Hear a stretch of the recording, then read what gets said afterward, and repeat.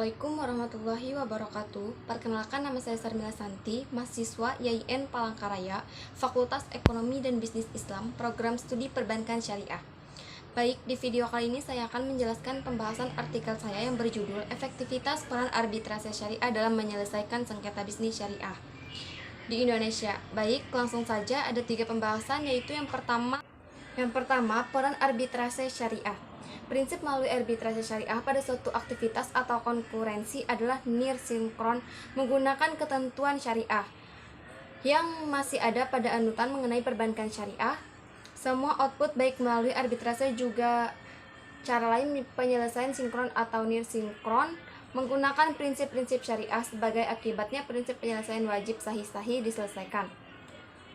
Ruang lingkup konkurensi perbankan syariah yang bisa diselesaikan melalui arbitrase syariah menurut pencerahan aturan menurut pihak bersengketa, yaitu antara nasabah dan tim bank Islam.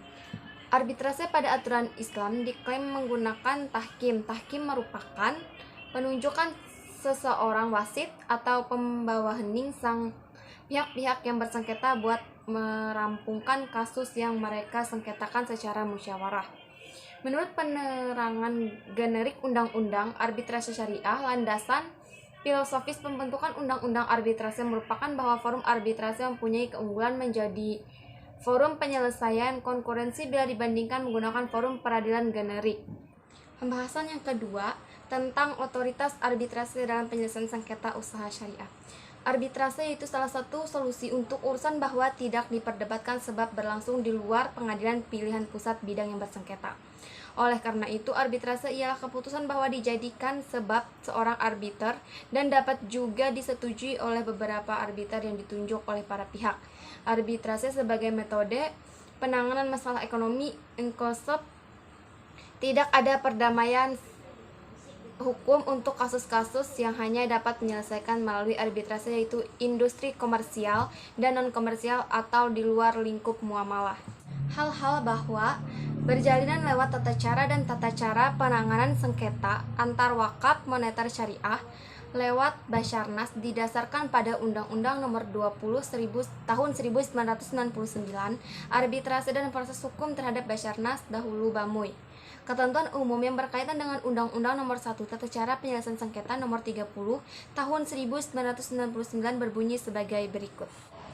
1. Peninjauan kembali terhadap pertikaian perlu dikemukakan sebagai tercatat tetapi terima serta sebagai ucapan jika tengah bidang setuju serta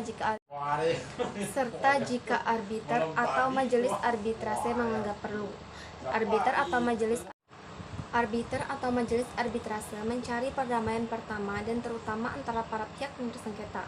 Peninjauan kembali sengketa harus diselesaikan dalam waktu 180 hari mulai tanggal pembentukan arbiter atau majelis arbitrase, melainkan bahwa dilanjutkan jika perlu dengan diakui bagi tengah bidang. Yang kedua, tetapan arbitrase perlu diberi judul tetapan singkatan bertikai, uraian ringkas kericuhan tempat para pihak, nama depan dengan nama belakang dengan nama arbiter saja, pemeriksaan serta ketentuan arbiter atau majelis arbitrase atas kelengkapan sengketa. Dengan pendapatnya setiap arbiter ketika urusan terjadi pertikaian pendapat ketika majelis arbitrase penetapan wadah dengan tanggal tetapan serta cap jempol arbiter atau majelis arbitrase keputusan tersebut menetapkan batas waktu untuk melaksanakan keputusan tersebut. Jika penyidikan pertikaian menalah berakhir, penyidikan masih dikunci dengan tanggal sidang ditentukan bagi pembacaan tetapan arbitrase dengan diumumkan ketika periode 30 hari sejak berakhirnya penyidikan. Ketika periode 1 hari sesudah menerima tetapan, tengah bidang terima menerangkan permintaan bagi arbiter atau majelis arbitrase buat memperbaiki kesalahan administrasi dengan menaikkan atau memotong gugatan tetapan. Arbitrase termasuk arbitrase syariah telah berkembang sehingga tidak ada imbangan, kasasi atau pengamatan ulang dalam arbitrase. Metode penanganan pertikaian niaga syariah, melainkan ADR dengan arbitrase syariah juga terima lewat pengadilan akidah. Sengketa komersial syariah terima dikerjakan dengan 2 cara, melalui litigasi dengan tanpa pengaduan. Penanganan pertikaian secara adjudikatif diselesaikan melalui pengadilan maupun dengan cara non-permusuhan di luar pengadilan. Ada banyak metode penyelesaian sengketa non-prosedural, yaitu arbitrase, negosiasi, mediasi, konsiliasi, negosiasi, dan ekspor judgment. Arbitrase yaitu untuk penanganan pertikaian cermat di luar perdata, biasa menurut kesepakatan tercatat pusat tengah bidang bahwa bertikai, padahal hubungan yaitu korelasi kordial di mana para pemangku kepentingan berusaha untuk mencapai maksud bahwa bertikai dengan saling berdampak buat mencapai jalan keluar sebab pihak-pihak bahwa memantau. Dimanapun perselisihan bisnis syariah berlangsung, tetap peduli dan mempelajari masalah yang muncul telah terjadi kebiasaan dan selalu berpedoman pada syariah Islam dalam menyelesaikannya. Seperti biasa ketika mengatur tiap kasus bahwa dikemukakan kepadanya, orang tengah konsisten diminta buat meninjau kasus itu secara menyeluruh untuk pertama-tama mengetahui manfaat dan faktor-faktor yang selalu menyertai manfaat kasus tertera. Urusan ini harus dilaksanakan untuk menetapkan petunjuk kegiatan ketika konteks persidangan selanjutnya. Buat itu, orang tengah perlu memiliki rangkuman dari kasus-kasus yang telah didengarnya sebelum sidang dapat dimulai. 1. Pastikan terlebih dahulu bahwa perjanjian tidak mengandung klausul arbitrase sebelumnya. Kasus perbankan syariah yang ditangani bukanlah kasus arbitrase. Pentingnya menentukan terlebih dahulu apakah suatu perjanjian yang disengketakan mengandung klausul arbitrase adalah untuk mencegah pengadilan agama memeriksa atau mengadili hal-hal di luar yurisdiksi absolut nama keluarga. Sedangkan penyidikan kasus dilakukan dengan cara demikian atau bahkan diputuskan. 2. Pelajarilah dengan seksama perjanjian akad sebagai dasar kerjasama antara tengah bidang. Sesudah ditetapkan bahwa masalah perbankan syariah bahwa terjaga tidak masalah, amanat bahwa memuat klausul arbitrase. Lanjutkan melalui pencarian perbaikan orang tengah melalui menuruti tindakan sumber ini. Ibarat di atas, selain itu jika upaya perdamaian gagal, hal vital singkatnya bahwa perlu dikerjakan yaitu meninjau kembali kesepakatan atau kontrak yang mendasari kerjasama yang orang tengah bahwa bertikai. Selanjutnya penjelasan yang terakhir yaitu efektivitas penyelesaian sengketa bisnis melalui arbitrase syariah. Efektivitas penanganan pertikaian lewat arbitrase saluran dengan metode bahwa melaksanakan bagi arbitrase syariah buat menangani masalah usaha syariah telah ampuh dan sesuai melalui peraturan bahwa benar. Hingga pada metode penyelesaiannya Basarnas untuk meneruskan jalan keluar lewat mengubah kontrak dagang agar tidak ada pihak yang membebani. Pertikaian ekonomi syariah merupakan sebab mulai sengketa komersial pusat orang bidang bahwa bertikai.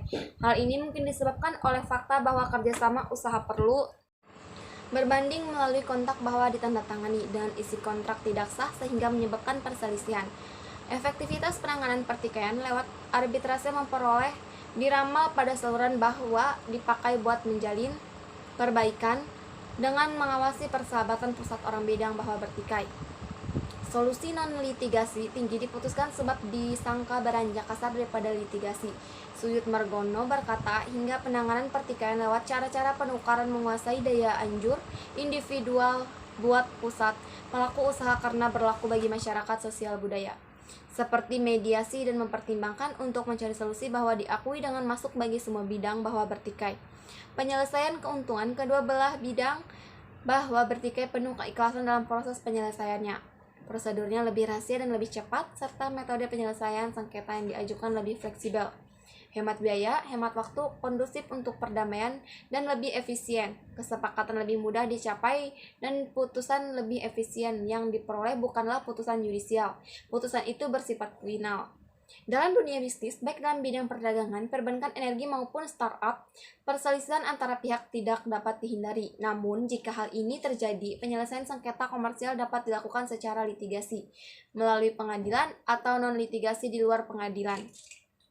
Penyelesaian sengketa komersial melalui litigasi sering dilakukan sebagai upaya terakhir atau sebagai upaya terakhir untuk penegak hukum.